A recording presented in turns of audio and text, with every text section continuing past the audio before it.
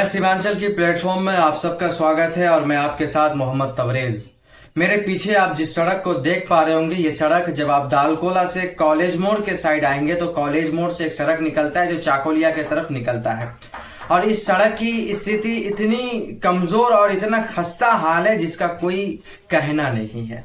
ये सड़क हमारी पूरी जिंदगी में 2 बार बना और ऐसा बना कि जिसकी जो है कल्पना आप कर भी नहीं सकते हैं। सरकार अरबों खरबों रुपए एक सड़क के नाम पर पास तो कर देती है, लेकिन उस सड़क का स्थिति ये है कि जब इस सड़क को ढाला गया था तो 1 इंच ढाला गया था या मुश्किल से 1.5 इंच होगा, और इतनी दूर तक भी नहीं पहुंचाई गई थी जहां तक इनका कार्य होना था।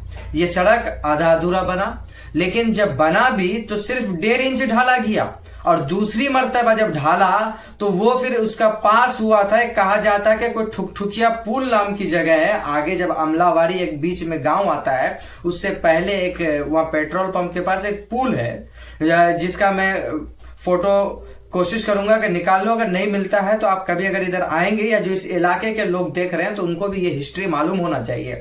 यहाँ लगातार 2 बार से बीजेपी का एमपी है, 2 बार से लगातार टीएमसी का एमएलए है। जब हमारी बातचीत किसी टीएमसी के नेताओं से हुई तो वो बता रहे थे कि ये सड़क एमपी फंड में आता है। अच्छा भैया, अगर एमपी फंड में आता ही है तो मैं उन लोगों से भी ये पूछना चाहता हूं कि उस एमपी तक ये तमाम चीजों की खबर पहुंचाने का काम किसका है। लेकिन बंगाल एक ऐसा स्टेट है, बंगाल ऐसा एक सूबा है जिसमें यहाँ के गांव के मेंबर से लेकर के सत्ता की सबसे बड़ी कुर्सी सीएम की कुर्सी तक एक ही पार्टी के लोग बैठे हुए हैं। बीच में सिर्फ कहीं जो कम गए हैं तो वो हर जगह उतार चढ़ाव होता रहता है। लेकिन जिस करंदी की विधानसभा क्षेत्र की मैं बात कर रहा हूं, यहां लगातार 2 बार से एमपी भी बीजेपी की बनती आ रही है और एमएलसी भी। इसमें इस क्षेत्र से 10 बार कांग्रेस का एमपी रहा, 4 बार सीपीएम का एमपी रहा, बीजेपी का लगातार 2 बार से रहा है। इस बार मौजूदा भी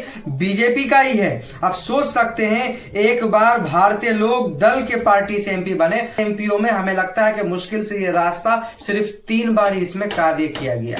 मैं पूछना चाहता हूं, ये एकमात्र ऐसा सड़क है जिससे करोड़ों की संख्या में लोग रोजाना अपनी मार्केटिंग के लिए, अपने खेती के लिए, अपने कामों के लिए, अपने बच्चों की शिक्षा के लिए, इन तमाम चीजों के लिए दूसरा कोई विकल्प ही नहीं है जिससे यहाँ के बच्चे, यहाँ के गार्जियन, यहाँ के लोग कहीं दूसरी जगह जाए। लेकिन हैरत की बात यह है कि जहां एजुकेशन सिस्टम के लिए बच्चा साइकिल से जा ना पाए, ऐसी सड़क का स्थिति कैसा होगा आप खुद कल्पना कर सकते हैं। पीछे आज मौसम ठीक नहीं होने के कारण वीडियो साफ नहीं आ पाया है, और आप जिस सड़क को मेरे पीछे देख रहे हैं, सड़क का अगर आप गौर से देखेंगे तो आप सोच सकते हैं कि इस सड़क का स्थिति क्या है, इसका जिम्मेवार कौन है, इसका जिम्मेवार है कौन। लोग भोले होते हैं गांव देहात में, वोट के टाइम वोट तो देते हैं। जितने सारे नेता आते हैं और कुर्सी के दलाल लोग आते हैं, वो सारे लोगों की तो ये बात होती है कि इस बार हमें वोट दे दो, फिर इस सड़क को हम बनवा देंगे। लेकिन हैरत की बात यह है कि यहां पिछले 20 साल से टीएमसी की सत्ता कायम है, लेकिन ऐसे सड़क का कोई स्थिति और इस सड़क का कोई स्थिति को बेहतर करने में कामयाब दिखता हुआ नहीं नजर आ रहा है। मैं टीएमसी सरकार के खिलाफ मेरा कोई मोर्चा नहीं है, मैं सरकार के खिलाफ नहीं बोल रहा हूं, लेकिन एक बात है, जो सरकार 5 चीजों में काम ना कर पाई तो समझिए कि वो सिर्फ अपनी सत्ता के लिए काम करता है, और आने वाले वक्त में आपके बाल बच्चों की भविष्य से उसको कोई लेना देना नहीं है।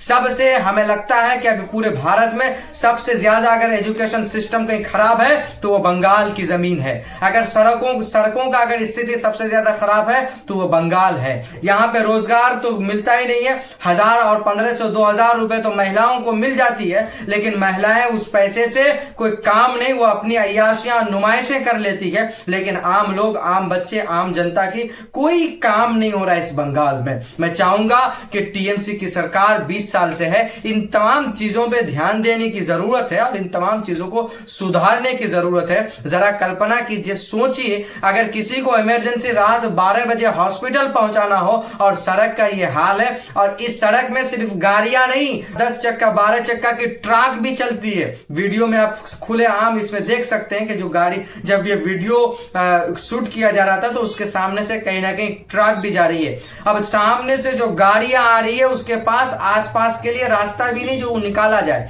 और उसको निकलने के लिए रास्ता तक नहीं है। यानी कहीं ना कहीं सड़क को पीडब्ल्यूडी के तहत बनाना सख्त जरूरी है और इस सड़क को मजबूती के साथ बनाना चाहिए। ऐसे सड़कों में तो हमें लगता है कि 12 मंथ काम चलता रहना चाहिए ताकि किसी लोगों को दिक्कत ना हो। लेकिन अफसोस की बात है कि यहां 20 साल से सत्ता में रहने के बाद भी ऐसे सड़कों पे कोई ध्यान नहीं दिया जा रहा है। बताइए, कल तक जो बच्चे साइकिल से स्कूल जाया करते थे, आज उनके पास उतनी ताकत नहीं बची है कि वो साइकिल चला पाए। उसकी वजह क्या है? तो वजह यह है कि सड़क का स्थिति ठीक नहीं है। गाड़ियां जहां रास्ता का सिर्फ 10 मिनट का अगर फासला हो तो इस सड़क के कारण वहां पे सिर्फ 5 मिनट के जगह 10 मिनट के जगह आधा घंटा और 1 घंटा का सफर तय करना पड़ता है। उसकी वजह सिर्फ यह है कि सड़क का स्थिति ठीक नहीं है। मैं उम्मीद करूंगा कि इन तमाम चीजों को गंभीरता से लेते हुए इस काम को अंजाम दिया जाए और जल्दी से जल्दी इस सड़क का निर्माण कार्य को शुरू किया जाए ताकि आने वाले वक्त में किसी लोगों को, किसी बच्चों को, किसी भी व्यापारी को, किसी भी स्टूडेंट को दिक्कत का सामना ना करना पड़े और कोई मरीज घड़ी में तरफ करके ना मरे, बल्कि सड़क की स्थिति ऐसी हो कि अगर उसको इमरजेंसी रात 12 बजे भी पड़े तो उसको 5 मिनट और 10 मिनट में हॉस्पिटल पहुंचाया जाए। बहुत बहुत शुक्रिया। इसी तरह आप समय सीमांचल से जुड़े रहे, जो जन जन की आवाज सदन से लेकर के संसद तक उठाने की भरपूर कोशिश करिए। बहुत बहुत शुक्रिया, धन्यवाद।